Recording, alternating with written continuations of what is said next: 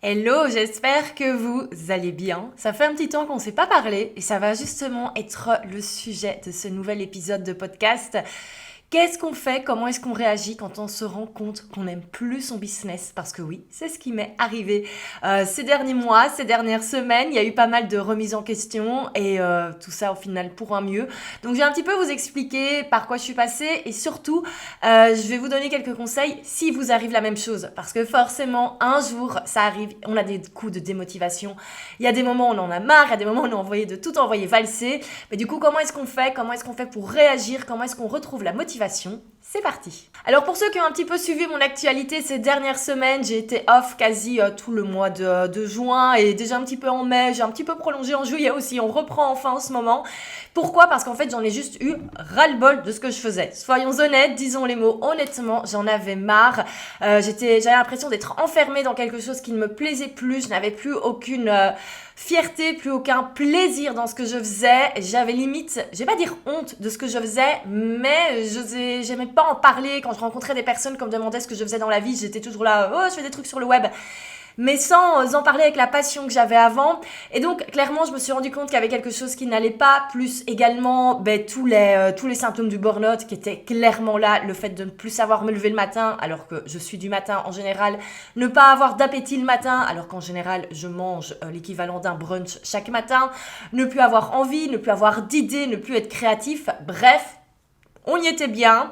Et clairement, il a fallu se poser des questions et je me suis dit au bout d'un moment, ok, il y a quelque chose qui ne va pas. Il y a clairement quelque chose qui doit être modifié. Est-ce qu'il faut tout changer? Est-ce qu'il faut revoir certaines choses? Et c'est vraiment un trajet que j'ai fait déjà depuis plusieurs mois, d'abord sans m'en rendre compte et puis de manière beaucoup plus intentionnelle. Alors du coup, si un jour vous en avez marre de votre business, qu'est-ce que vous devez faire? Faut savoir d'abord que c'est normal. Il y a des moments où on en a marre, il y a des moments où on n'a pas envie de bosser, il y a des moments où on est démotivé. C'est normal. Quand on se lance dans une nouvelle activité, au début, il y a vraiment la passion qui est là, on est hyper motivé, on peut faire ça nuit et jour. Et bien sûr, on n'est pas des robots, on n'est pas des machines, donc ça ne peut pas fonctionner tout le temps comme ça. On ne peut pas être au taquet du 1er janvier au 31 décembre tout le long de sa carrière. C'est impossible, ça je vous le promets. Tout le monde a des coups de fatigue, tout le monde a des coups de down, tout le monde a des coups de démotivation.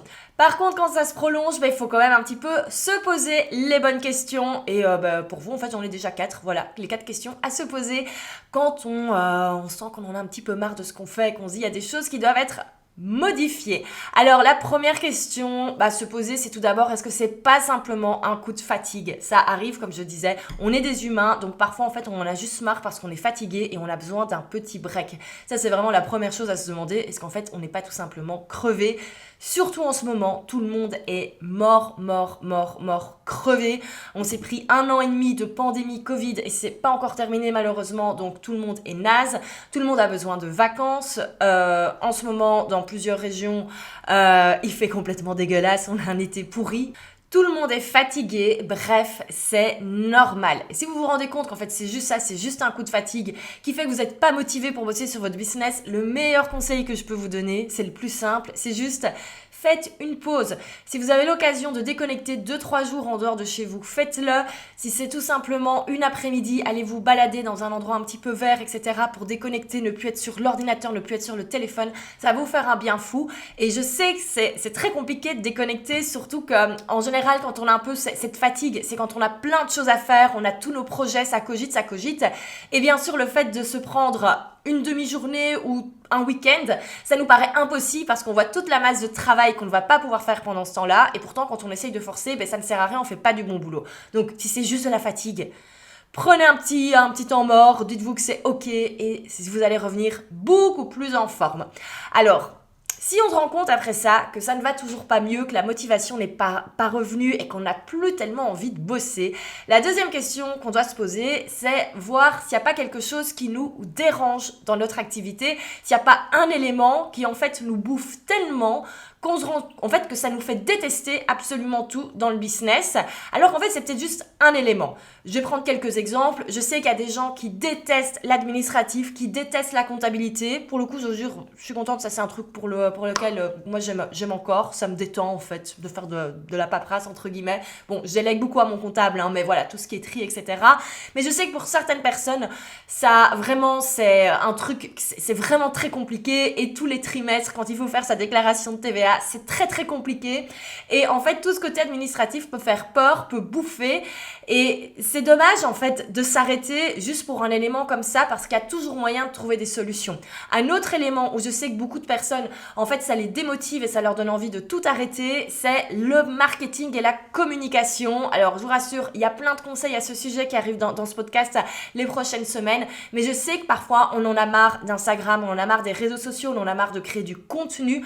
Et parfois, on a juste besoin d'une petite pause. Mais parfois, c'est juste quelque chose qu'on déteste faire. Et c'est OK. Tout le monde n'est pas obligé d'aimer Instagram, tout le monde n'est pas obligé d'aimer créer du contenu, mais par contre, si ça fait partie de vos stratégies de communication, si ça fait partie de votre stratégie marketing, il va falloir trouver des solutions. Et ça, c'est vraiment quand vous avez identifié la chose qui vous dérange, si c'est uniquement ça, entre guillemets, c'est posez-vous la question, est-ce que vous pouvez la supprimer? Je reprends l'exemple des réseaux sociaux. Moi, je vois des personnes qui parfois sont hyper au taquet sur LinkedIn, trouvent toute leur clientèle sur LinkedIn et force sur Instagram en se disant il faut être sur Instagram, il y a un potentiel sur Instagram. Mais j'ai envie de vous dire, si votre business fonctionne grâce à LinkedIn et qu'Instagram vous détestez et que ça vous file des boutons, mais juste arrêtez Instagram. Voilà, c'est tout. Et on trouve les clients et on met le focus sur LinkedIn. Et vous allez voir, vous allez trouver beaucoup plus de clients en mettant le focus sur une chose qui vous plaît. Donc déjà, si vous vous rendez compte qu'il y a quelque chose que vous n'aimez pas dans votre business, que c'est ça qui vous donne envie de tout abandonner, si vous pouvez supprimer cette chose, juste supprimez-la et voilà, c'est OK. Il n'y a pas besoin d'être partout, il n'y a pas besoin de tout faire, absolument pas. Alors, parfois, il y a des choses qu'on ne peut pas déléguer. Par exemple, la comptabilité, justement, c'est un truc qu'on ne peut pas déléguer. Au bout d'un moment, on est toujours obligé de tenir sa compta en tant qu'entrepreneur. Mais regardez si vous ne pouvez pas, en fait, trouver de l'aide de quelqu'un, si vous ne pouvez pas déléguer. Il y a plein d'assistantes administratives qui se feront un plaisir de vous aider avec ça. Mais regardez si vous ne pouvez pas, en fait, déléguer cette partie. Alors oui, déléguer, ça veut dire du coup payer quelqu'un pour le faire. Et il se peut qu'au début, on n'a pas toujours les moyens pour le faire. Si vous n'avez pas les moyens financiers, là, du coup, on se motive et on se dit, allez, c'est bon, je me donne encore 3 mois où je m'occupe de cette tâche qui m'ennuie comme pas possible, mais je sais que dans 3 mois, j'aurai mis en place les éléments qui vont me permettre de déléguer et de payer quelqu'un pour s'en occuper et ça ne fera plus partie de mon champ de vision. Moi, par exemple, je déteste les emails et je dois dire, c'est toujours un truc qui me motive quand je dois scaler le business. C'est oui, on a le côté, le chiffre d'affaires va grandir, mais c'est surtout ça aussi, c'est me dire, je vais pouvoir au final faire grandir une équipe pour pouvoir déjà continuer de grandir et surtout pouvoir déléguer les choses que moi je n'aime pas et que certaines personnes en fait apprécient faire et seront ravies de faire à ma place. Donc vraiment, si c'est un élément qui vous dérange, identifiez cet élément et regardez comment vous pouvez le supprimer ou le déléguer au plus vite. Et comme ça, vous mettez le focus sur ce que vous aimez et sur ce qui vous épanouit et sur votre zone de génie.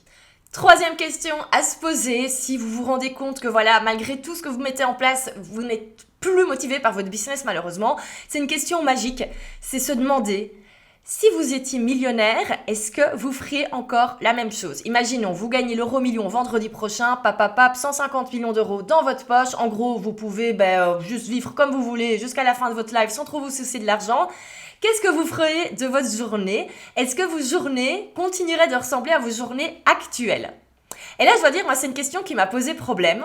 Parce que, en fait, je pense honnêtement que si vendredi prochain, je gagne à la loterie, je pense que je ferai déjà des bonnes vacances, un bon voyage quand on pourra. Mais honnêtement, je pense que je continuerai de faire la même chose dans les grandes lignes.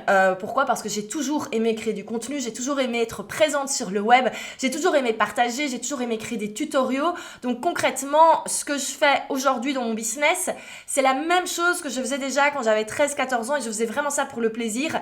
Et je sais que l'argent n'est pas la finalité dans ce que je fais. C'est pas ça, c'est pas ça que je vais rechercher en fait.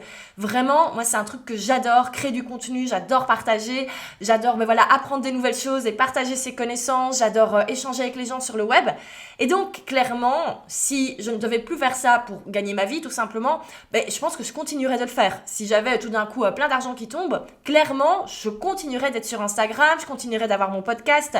Peut-être que la ligne éditoriale se modifierait un petit peu, je serais peut-être un petit peu plus lifestyle, mais je suis sûre que je continuerais de lancer des business, je continuerai de lancer des trucs. Et donc je me suis dit, je fais ce qui me plaît, je fais ce qui me fait vibrer, je fais ce que je continuerai de faire si je gagne à l'euro million demain et que je peux m'arrêter de bosser. Et ça n'allait toujours pas. Et pourtant, je sais que je fais ce que j'aime. Et c'est là que je me suis dit, il doit y avoir un problème d'alignement. Et ça nous amène à la 4e question qui est pourquoi est-ce que je continue de le faire actuellement? On a créé un business tout seul, de chez soi, avec nos propres mains, nos 10 doigts et on a réussi à le faire monter, et ça fonctionne, on en a marre, on continue de le faire. Pourquoi est-ce qu'en fait on s'oblige de continuer à travailler sur son business? Pourquoi? Est-ce qu'en fait c'est parce que ça nous passionne toujours ou c'est parce qu'en fait on se sent obligé de toujours le faire? Et moi je dois dire, j'avais un côté, la passion était toujours là, mais comme je le disais, je n'étais plus fière de ce que je faisais. Et ça je pense que ça peut être au final une 5e question, c'est au final, est-ce qu'on est fier de ce qu'on fait? Est-ce que quand on rencontre des nouvelles personnes, on a trop envie de montrer notre Instagram, on a trop envie de montrer notre site internet, on a trop envie de montrer ce qu'on a créé? Et moi j'avais vraiment perdu cette fierté entre guillemets. Je n'aimais plus le nom Je vis de ma passion depuis 1 an. Je n'aimais plus trop les offres que je proposais, j'étais plus trop alignée avec le public que je visais, et donc tout ça faisait que petit à petit la passion et un petit peu la fierté, alors là c'est clairement de l'ego, je dis toujours un business ça doit servir notre clientèle, ça doit pas nous servir nous, mais je pense qu'il faut quand même être un petit peu fier et passionné par ce qu'on fait. Et quand on a plus ce côté un petit peu fierté, et je vais revenir là-dessus par après, clairement la passion, la motivation s'en vont également. Et pourquoi est-ce qu'en fait moi j'ai continué pendant des semaines et des mois alors que au final j'ai essayé de faire grandir un business avec lequel j'étais plus alignée et avec lequel je me sentais plus bien? C'est tout simplement ce côté devoir. Je me sentais obligée. Il y avait encore des membres dans certaines formations. Il y en a toujours d'ailleurs. Les formations sont pas là terminées, elles sont fermées pour les inscriptions, mais je continue d'accompagner encore les clients pendant un petit temps.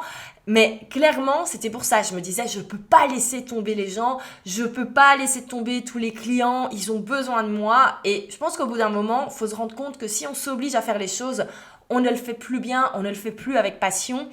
Moi, clairement, je me retrouvais à m'obliger à faire les lives. Et c'était vraiment des moments de souffrance. J'avais essayé de déléguer une partie de souffrance. Enfin, faut pas exagérer non plus, mais vous avez compris l'idée. C'était vraiment le truc où déjà la veille, je me disais, demain c'est jeudi, c'est la journée avec les lives, j'ai pas envie de répondre aux questions qu'il y a toujours. Et au final, je me suis rendu compte que j'avais fait plein d'erreurs là-dessus. Je reviendrai là-dessus, toutes les erreurs que j'ai fait dans le monde des formations en ligne.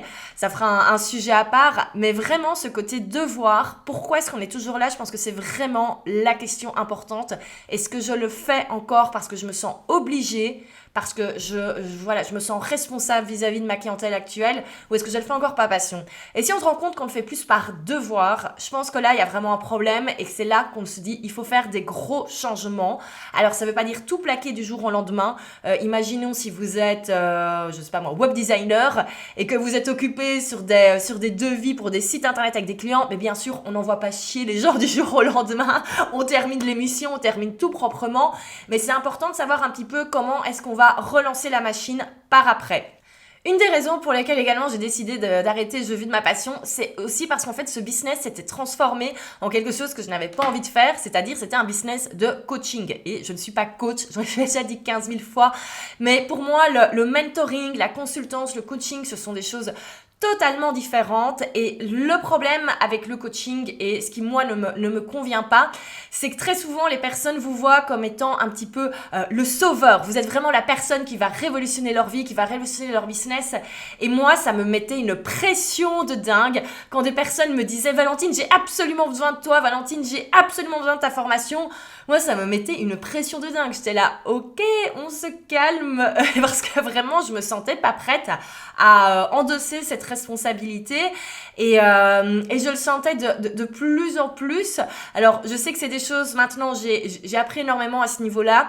Il va vraiment falloir, d'ailleurs, de toute façon, maintenant, j'en parlerai après, mais les prochaines formations que je vais lancer, elles seront en format autonome, donc en self-study, comme disent les Américains.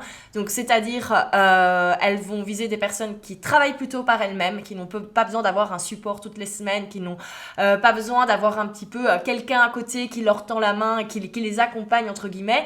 Il y a plein de personnes qui font ça très très bien, mais moi c'est pas mon talent, c'est pas ma passion, c'est pas ce que j'ai envie de faire. Et moi j'ai envie de bosser avec des gens méga autonomes. Et surtout un truc que je me suis rendu compte, c'est les personnes avec qui les personnes qui ont suivi mes formations et qui ont eu les meilleurs résultats, au final, c'est les personnes qui me ressemblent le plus au niveau du travail, au niveau du mindset. Et surtout, c'est les personnes qui, comme moi, travaillent un petit peu dans leur coin. Et quand elles suivent une formation, elles le regardent de leur côté. À la limite, même pas besoin d'être dans le groupe Facebook. Jamais de questions. On fait son truc et on avance, on teste. Au final, c'est ça le secret pour réussir. Hein. C'est directement implémenter ce qu'on a appris et tout de suite passer à l'action et ne pas attendre pendant des années et attendre que quelqu'un en fait fasse le travail à votre place presque. Donc vraiment tout ça, je me suis rendu compte qu'il y a plein de choses qui doivent évoluer. Donc je vais revenir avec des nouveaux concepts qui vont être retravaillés. J'en parlerai juste à la fin. Une dernière chose aussi sur laquelle je me suis rendu compte, et je vous parlais de la fierté, du fait de plus être fier de son business. Je suis revenue très fort par rapport, j'ai quand même pas mal réfléchi sur ce que j'aimais faire dans la vie et je suis vraiment revenue à la simplicité des choses, aux choses basiques. Et moi en fait, qu'est-ce que j'aime, c'est créer des jolies choses. C'est créer, j'ai toujours aimé créer. Quand j'étais petite, je me souviens, je dessinais déjà mes vêtements, j'aurais pu faire stylisme. J'ai toujours aimé imaginer mon intérieur pour que ce soit joli, pour que ce soit sophistiqué si on peut dire. Et quand je me suis mise à apprendre le web design très très jeune et le graphisme très très jeune, j'ai toujours aimé au fait créer des choses que je trouvais belles au point de vue esthétique. Alors le beau ne veut absolument rien dire, hein. C'est chacun sa vision des choses. Mais voilà, j'ai toujours aimé les choses qui avaient une belle image, qui avaient une image premium. Et donc, clairement, là-dessus, je me suis rendu compte que j'étais pas du tout alignée avec ce que je faisais actuellement. Je vous disais, j'avais pas mal réfléchi à ce que j'aimais avant. Et je me souviens, quand j'étudiais le graphisme en Angleterre, je passais des nuits entières dans ma chambre d'étudiante sur Photoshop à vraiment travailler au pixel près pour que ce soit absolument parfait.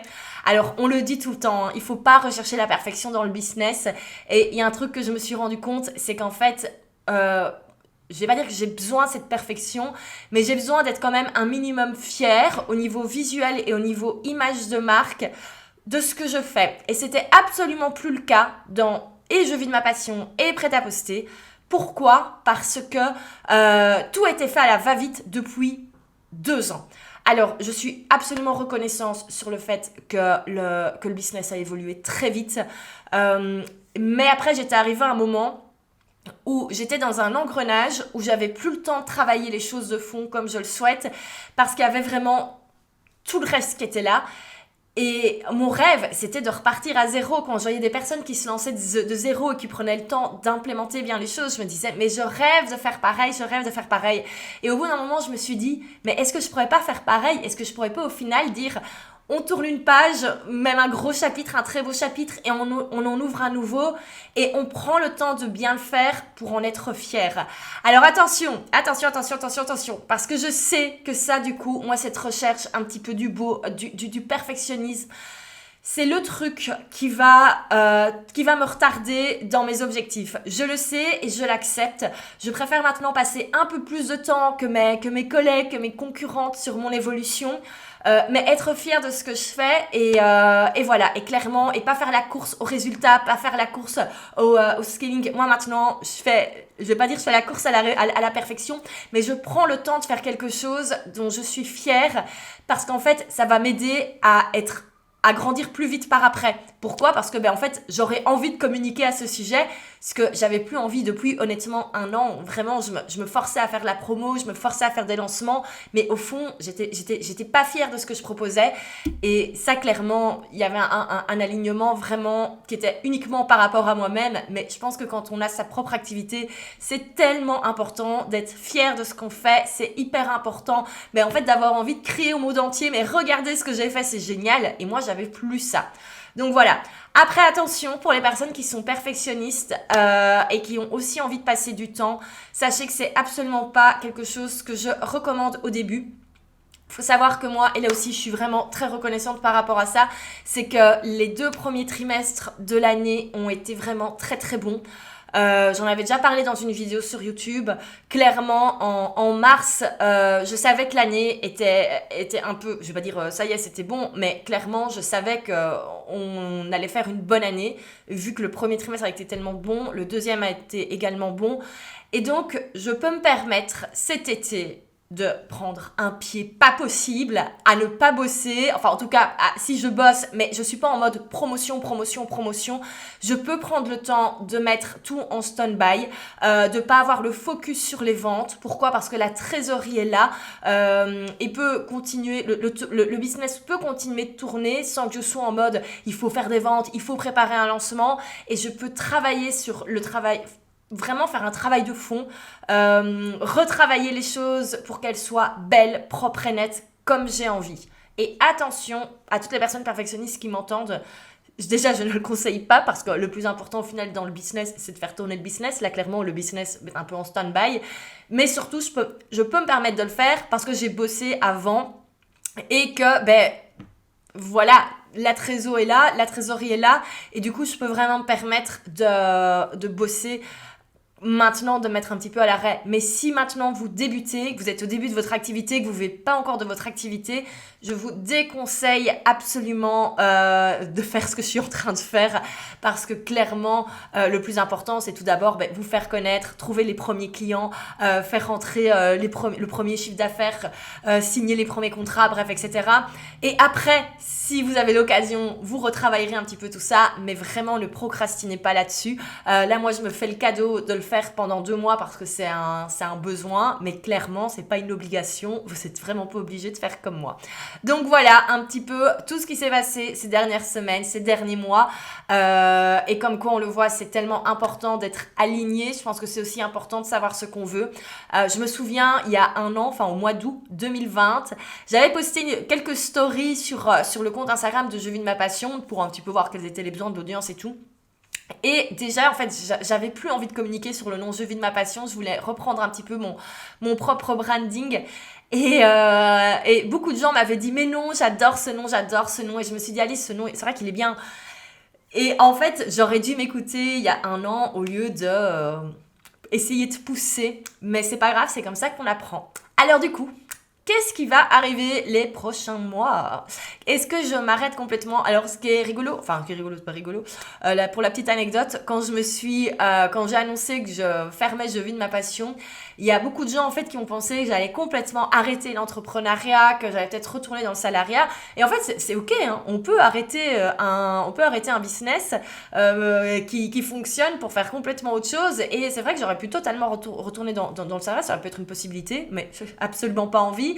Donc, qu'est-ce qui va se passer ? Donc, comme vous le voyez maintenant, le nom Je vis de ma passion s'en va. Hop. Je recommence à communiquer avec mon propre nom. Pourquoi je le faisais pas en fait ? Ça aussi, ça pourrait faire le sujet d'un podcast. En fait, j'avais tellement besoin et envie de mettre un peu je vais pas dire une frontière, mais que les gens comprennent que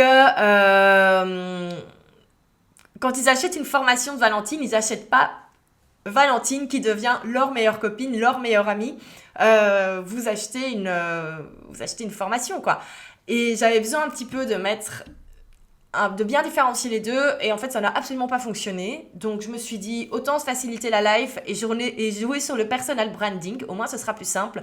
Donc je vais redévelopper un petit peu ma marque personnelle, tout va être un petit peu plus à mon nom. Également parce que je sais que je vais lancer des nouvelles choses dans les futures années, je sais pas encore quoi. Je sais qu'il y a des choses qui vont s'arrêter à un moment, je sais qu'il y a des choses qui vont être relancées, qu'il y a des nouvelles choses qui vont être créées. Donc là, je me suis dit, il est temps de capitaliser sur mon propre nom et ne pas toujours avoir différents noms de marques différents parce qu'en fait, tout le travail qu'on fait s'écroule. Donc ça, c'est la première chose. Prêt à poster va revenir avec vraiment une toute nouvelle version. Ça fait 2 ans que Prêt à poster vivote un peu à gauche à droite parce que j'ai pas le temps de le développer et surtout je voyais pas trop. Je savais que je voulais faire plus que des templates et là vraiment tout commence à bien se mettre en place et surtout envie de mettre une image plus premium, aller chercher un public plus avancé, peut-être un petit peu moins les starters. Donc voilà, on verra. Donc voilà, Prêt à poster, plein de bonnes choses qui arrivent cet été. Ensuite, ça j'en ai déjà parlé sur mon Insta, comme je le disais, moi j'aime créer des belles choses à la base et le côté créatif me manquait beaucoup dans ce que je faisais. Je pense que c'est pour ça en fait que je refaisais mon site tous les 3 mois, c'est parce que j'avais besoin de faire un truc créatif. Mais du coup, autant en faire quelque chose d'un peu plus productif. Et donc il y a un business de template qui arrive, je vais pas encore dire le nom, je le dirai après, même si tous les 2 noms de domaine ont été pris. Mais donc voilà, ça arrive au courant du mois de septembre. Et 3e projet sur lequel je travaille, ça maintenant je peux le dire, c'est la Six Figure Academy. Donc je n'arrête pas le monde des formations en ligne, je continue d'être dans la formation en ligne, mais cette fois-ci de manière différente, comme je disais, en format autonome. Et qui est-ce que je vais viser avec la Six Figure Academy? Ce sont les entrepreneurs, les freelances qui sont déjà lancés et qui ont envie maintenant de scaler et d'atteindre les 6 chiffres, donc qui ont envie d'atteindre en fait les 100 000 euros de chiffre d'affaires minimum et qui ont vraiment envie de scaler. Donc ça va vraiment vous apprendre à toutes les choses en fait que j'ai apprises ces dernières années. C'est pas seulement créer une formation en ligne ou créer un membership. J'ai vraiment envie de travailler sur tous les différents business models qui existent, que ce soit du one-to-one premium à effectivement la formation en ligne ou membership ou mélanger l'ensemble. L'idée c'est vraiment d'avoir une formation qui peut convenir à toutes les personnes qui ont envie de passer du côté freelance à vraiment entrepreneur sur le web. Et donc voilà, donc je pourrai en parler de plus en plus à la rentrée, parce que cette formation sortira pour la première fois en octobre. Et en attendant, il y a la Prep School qui va sortir, donc c'est l'école préparatoire. En fait, c'est ma formation The Confident Offer qui est la dernière de Je vis de ma passion, qui était sortie et qui fait en fait une excellente, si on peut dire, école préparatoire pour la future Six Figure Academy. Et donc je me suis dit en fait cette formation, j'ai un petit peu la repimper pour un peu plus l'orienter déjà vers le côté Six Figure Business, mais on l'aura et donc elle va être relancée incessamment sous peu cet été, dès que j'ai le temps de tout mettre en place. Mais donc voilà un petit peu les différents projets. Donc au final, à mon nom, je vais rien vendre entre guillemets, ça va vraiment visibilité par rapport à mon nom, par rapport à mon image, et ensuite envoyer vers les différents projets par rapport aux différents besoins. Et donc voilà, et puis il y a certainement d'autres choses qui vont arriver par après. Donc voilà, donc si tout ça, ça vous intéresse, si vous avez envie de suivre les aventures, les backstage, le mieux c'est de me suivre sur Instagram, le lien est dans la description du podcast. Également, n'hésitez pas à vous inscrire à la newsletter, parce que je relance ma newsletter qui va vraiment être les backstage par rapport à mon évolution et à mon avis un petit peu, parfois des petits coups de gueule, parfois j'aime bien être honnête. Et donc voilà, il y a plein de bonnes choses qui arrivent. Et si vous n'êtes pas encore inscrit au podcast, inscrivez-vous au podcast. Enfin en tout cas, abonnez-vous au podcast. Et moi, je vous retrouve la semaine prochaine, cette fois-ci pour un épisode un petit peu plus pratico-pratique, conseil. D'ailleurs, je peux déjà vous donner le sujet. On va parler de comment trouver des clients quand on n'aime pas Instagram. Je vous disais, on n'est pas obligé d'être tous sur Instagram, on n'est pas obligé de faire du Instagram si on n'aime pas Instagram. Mais du coup, si vous vous dites, en fait, moi, j'ai pas envie d'utiliser Instagram pour mon business, mais j'ai besoin de trouver des clients, on verra comment faire, parce qu'il y a plein d'autres solutions. Donc, je vous dis à la semaine prochaine, et pour pas rater ça, n'hésitez pas à vous abonner, vous inscrire à la newsletter, bref, me suivre sur Instagram aussi, bref, plein de choses. Et je vous remercie, en tout cas, pour tous les messages que j'ai reçus ces dernières semaines. Vous avez été beaucoup à me dire que vous trouvez ça très inspirant, en fait, d'oser s'arrêter. Je sais pas si c'est inspirant, mais en tout cas, si ça peut un petit peu vous montrer que oui, En fait, on a le droit de faire ce qu'on veut, on a le droit de s'arrêter quand on n'a plus envie de bosser sur un projet, mais c'est ok, c'est également pour ça qu'on est entrepreneur, c'est pour ça qu'on travaille nuit et jour parfois, et donc on peut également reprendre un petit peu notre liberté quand on le souhaite. Donc voilà, merci et à la semaine prochaine.